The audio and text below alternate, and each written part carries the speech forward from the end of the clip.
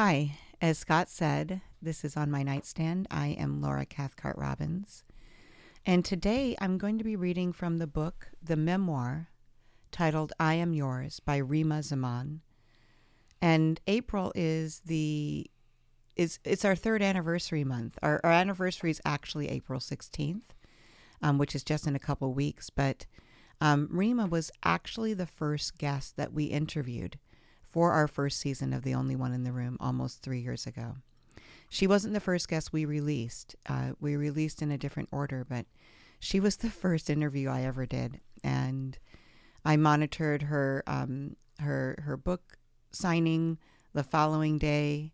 It was a whirlwind trip. She was just here for a couple of days. She and Scotty and I became very close during that trip, and we have maintained a friendship. She has been like a sister. She's helped me with my own writing immensely.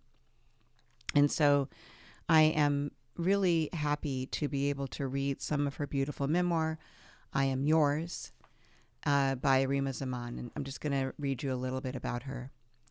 Reema Zaman is an award-winning author, speaker, and actress. She was born in Bangladesh, raised in Hawaii and Thailand, and presently lives in Oregon, United States. She is an Oregon Literary Arts Writer of Color Fellow, 2018.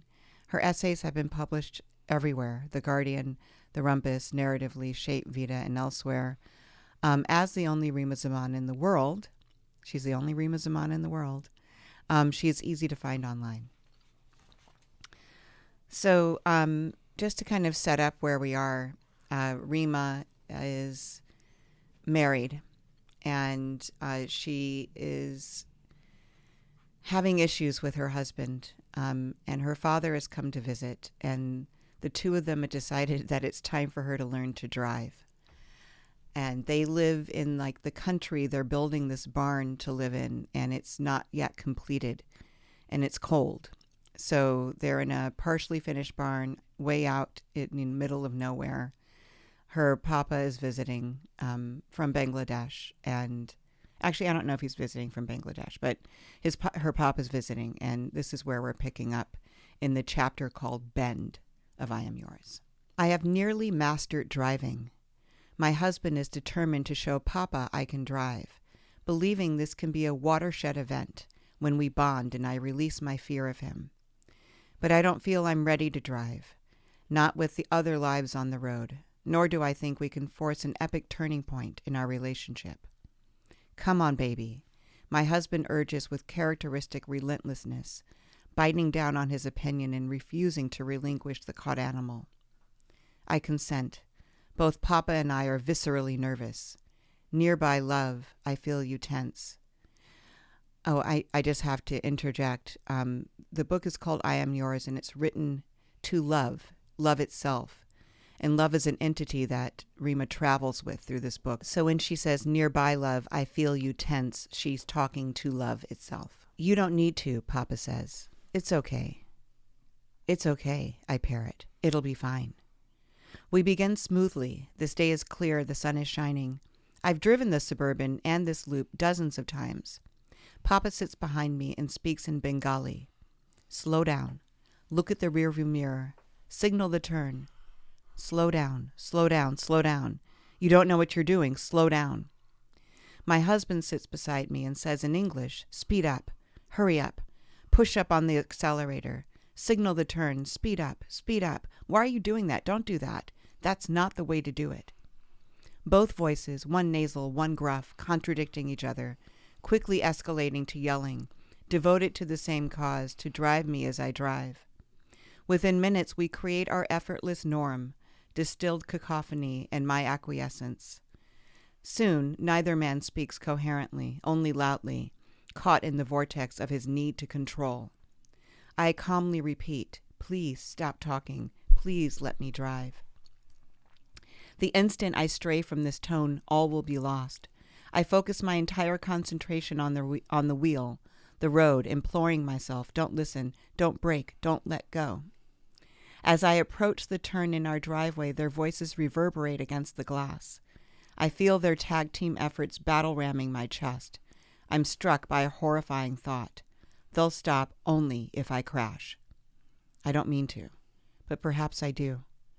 I press down on the accelerator. We smoothly careen into an oak stump, 3 feet in diameter, at 40 miles an hour. The tree receives us without any hesitation. The impact, unlike anything I felt before or since. A stoic, solid end. We halt so firmly, so casually, the airbag doesn't explode. My chest slams into the wheel, my hands gripping it still, like a child refusing to unclutch a security blanket. The door swings open, the car spits us onto the grass. We spill more than we walk. I buckle in half as if kneed in the stomach, crumpling like a soiled paper plate a person folds without thinking before throwing it away. I burst into huge, gulping sobs. I collapse onto the asphalt, the pebbles hot and sharp, creating indentations wherever we touch. I'm so scared. How could I have failed them so terribly? They'll be livid. Neither man comes to me. They stand a few feet away watching. Suddenly, my husband starts laughing hysterically, so hard he cannot stop, holding his stomach from the effort of his mirth. His eyes tear up. Baby, I have never seen anyone cry like this before. I'm sorry, but I've never seen you like this at all. It's amazing. He takes out his phone and snaps dozens of photos of me, finally unhinged, weeping. Papa takes a few steps toward me, unsure of what to do, what to say, how to comfort. I peer through the salt, my eyelashes caked with dirt and the dust of the ground where I burrow. Our combined personalities have orchestrated a car crash. How humiliatingly unsurprising and inevitable. Humility is the moment you realize your universe is neither original nor special. You're scathingly human, mostly alone, and now you must stand. I stand. I scream. Someone please hold me. I cry this with all my might. I'm terrified they're both furious with me, but still, I scream my plea. My husband continues to laugh with unwavering enthusiasm. Papa tries his best to hug me, tying his arms around my face and shoulders like a loose, warm swaddle, patting my cheek with one hand. Shush, shush, John, he says. I love him so much for this, for I feel I'll collapse again. I'm sorry. I'm so sorry, I sob. I'm not perfect. I know that, and you can't keep yelling at me for it. My words shock me as much as they astonish the 2 men in my life. I feel I have sinned. I've exposed a vicious truth known and hidden by everyone. I return to my tangle on the ground. A few long moments pass. Papa pulls me up. Shush, Amanji, little mother. It will be okay. It is the sweetest thing I've ever heard. My husband continues to take photos, capturing every moment of Papa trying to hold me up, of the two of us standing in front of the demolished car and the stump. He calls over a neighbor, asks him to take the photo so he can strike a pose. He joins us for another dozen, him grinning, flashing a thumbs-up sign, me weeping, Papa looking stricken. He texts and emails the photos to our families. Mama calls, horrified. I'm sorry, Mama. Please don't worry. Everything is fine. No, I'm not hurt. No one's hurt. I just messed up. Tell me about you guys, please. My brother is with them in Portland. He recently graduated college. He's visiting Mom and Dad for a few months on this period between graduation and beginning his corporate job. The wise investment he is. He was recruited straight from school by a Fortune 500. Everyone is so proud. He, too, didn't learn to drive during his teenage years. Dad has taught him over these past months. My brother wanted time with that pairing of parents for exactly this sort of reason, to feel and do things that escaped us before. I'm so happy for him. On the phone now, Mama talks about my brother's achievements and how confident he is on the road, knowing that anything regarding either sibling always raises my spirits. She gushes. I laugh from joy, cry some more. I miss them with a hunger on a cellular level, a longing that travels my veins, replacing my blood. I feel so far away from them, not just physically. I've tried tracing when this feeling began. I think I've always felt it. It is evening. My husband asks, how are you feeling? I'm fine, thank you. It's okay to cry. Thanks for your permission. I sound like water turning to ice. Good night. I love you. Love you too. Of course I do. If I did not love him, who would? Everyone else has left. Who would love these men but me? I close my eyes.